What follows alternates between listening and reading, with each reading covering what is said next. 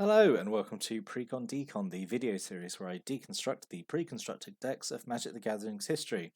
In this video we're still carrying on with Mercadian Masques and we're going to look at Disruptor, which is a black and red deck. And let's get into it. So here we have the deck list. We have 20 creatures, 8 instants, 2 enchantments, 9 sorceries, 21 land. Quite a low amount of land, which is weird considering like the mana curve is it's not like particularly cheap or anything. And also I'm going to point out this is kind of a thing that crops up. I'm starting to notice in precons that I don't like as spoiler. I don't like this one as much. A lot of one ofs and two ofs, so not a lot of consistency, which I don't think would have made like a great play experience. Generally, I prefer it when precons have if not full playsets, then like 3 ofs, especially of like kind of key signature cards. I always feel like this is going off tangent before even going into the deck, but I feel like if a deck has a lot of kind of one ofs, it's generally not going to have, I think, a very strong theme. It feels like kind of just a collection of random cards thrown together. The other alternative is, to that is there's a chance of like they had so many great ideas. They're like, oh, we could put all these cards in. Let's give a really good variety of cards, and variety is important. Like for new players picking this up, and being like, whoa, this is like a really good selection of cards. Whoa, there's so many different creatures and stuff. But in terms of like play experience, not great in my mind. Anyway, let's actually get into looking at some of these creatures. So here we see one of the signature tribes of Masque Block, which is the Mercenaries. We'll get to the Rebels. Don't worry, we will get to the Rebels. But let's talk about Mercenaries. So basically, they were one of 2 main tribes in the block. So Mercenaries were in black and Rebels were in white. And they both had key mechanic that kind of unified them, or, like most of them did.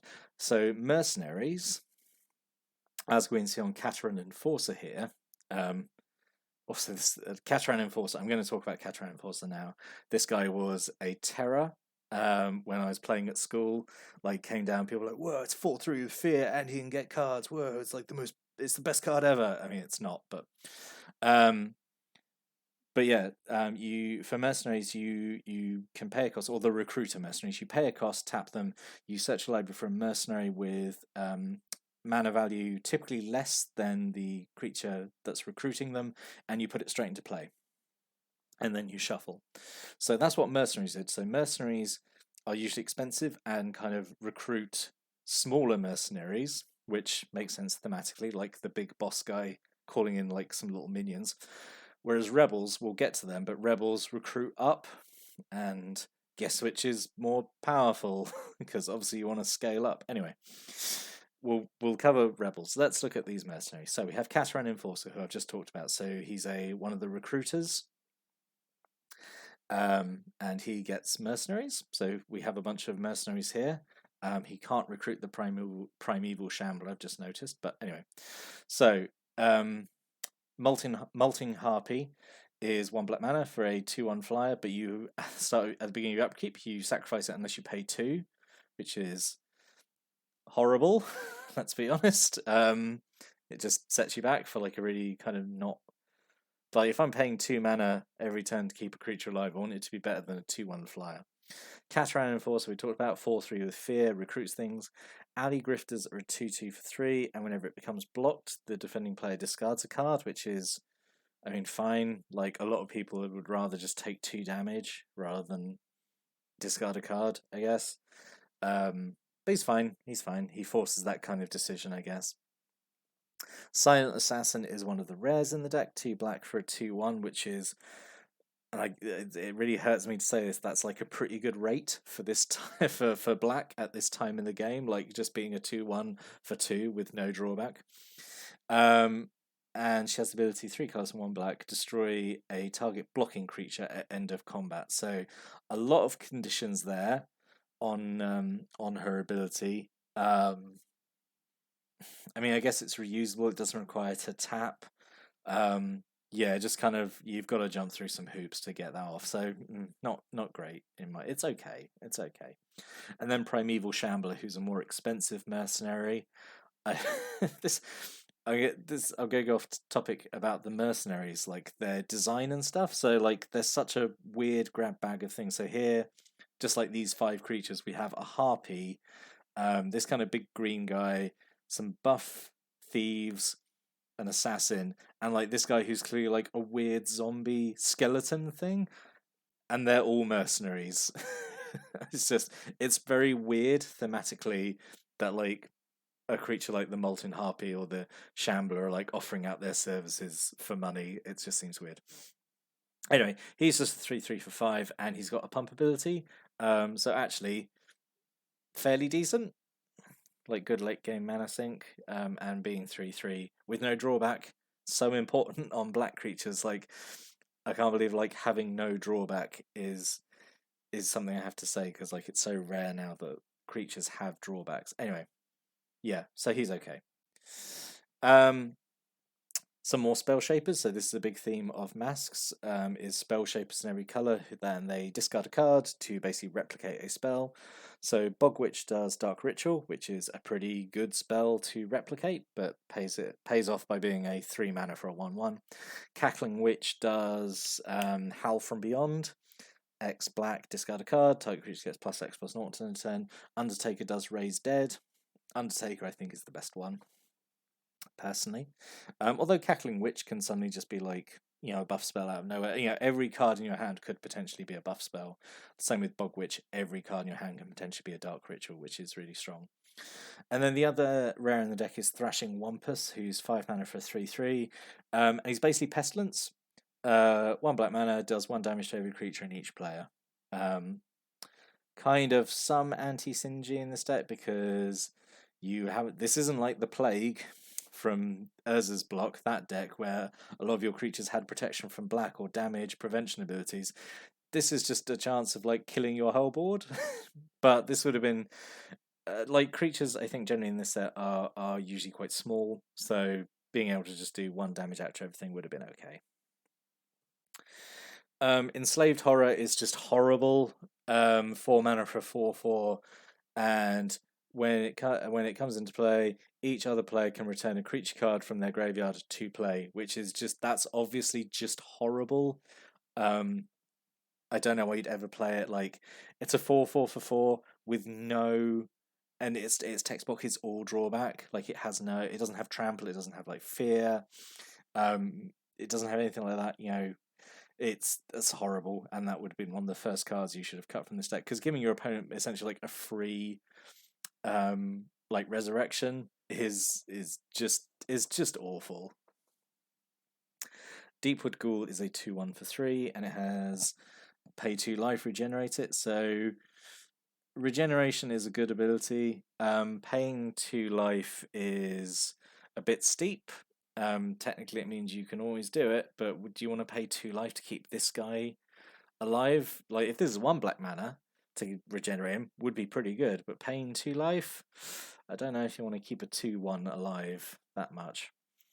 Wall of Distortion is a 4 mana 1/3 wall, which again is a horrible rate. But it has 2 colors, 1 black, tap. Target player discards a card, plays ability, and if you play a sorcery. So, like, having a discard ability at will is fine. The whole thing is, though, like, you can only do it as a sorcery, which is fine. Like, instant speed discard is really unfun. But it's a defender, so you do it on your turn, you use its ability to discard. Well, now it can't block because it's tapped. So yeah, not wonderful.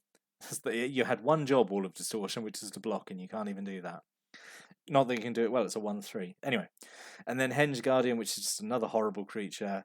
5 mana for a 3/4. It technically doesn't have any drawbacks, so there's that, I suppose. It doesn't have a horrible ability that punishes you, but you need to pay 2 to give it trample until end turn. I think for 5 mana it could have just had trample, but yeah, that's obviously again just a horrible card. But then artifact creatures, especially kind of at uncommon level, generally were horrible,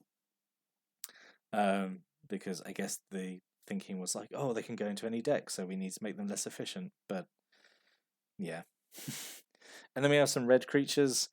Ogre Taskmaster is a 4/3 for 4, and it can't block. Like, fine. I guess. um, Gerard's Irregulars are 5 mana for a 4/2 with Trample and Haste. Not awful, honestly. I feel like actually if that had been 2 colours and 2 red, it would have been actually kind of alright.